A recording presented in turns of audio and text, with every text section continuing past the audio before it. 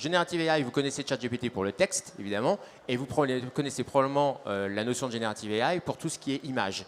Je pense que certains d'entre vous ont utilisé Midjourney, DALL-E, enfin ce genre de solutions. Ça, c'est bien pour faire de l'image ponctuelle, mais en fait, ces techniques-là peuvent être utilisées pour générer de la donnée.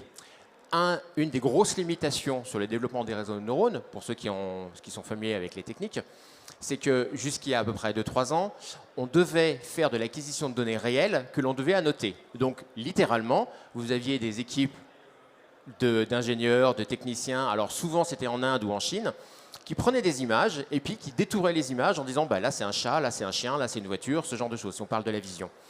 Avec le Generative AI, en fait, on va inverser la démarche. Au lieu de prendre des images réelles et de les annoter, on va générer des images virtuelles qui vont être photoréalistes. On va aussi générer des données virtuelles de type LIDAR, de type radar, qui vont être les plus proches de la réalité.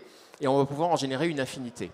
Lorsqu'on intègre tous ces éléments-là, donc ces éléments de données qui ont été générés par Generative AI, dans un système de simulation, cela veut dire qu'on est en capacité d'intégrer des robots virtuels dans un environnement simulé et de pouvoir entraîner ce robot virtuel à fonctionner dans cet environnement simulé avec des éléments, alors vision, si on parle des capteurs de caméra, mais aussi des éléments physiques, type LIDAR, radar, diffraction des lentilles, ce genre de choses, qui sont le plus proches de la réalité.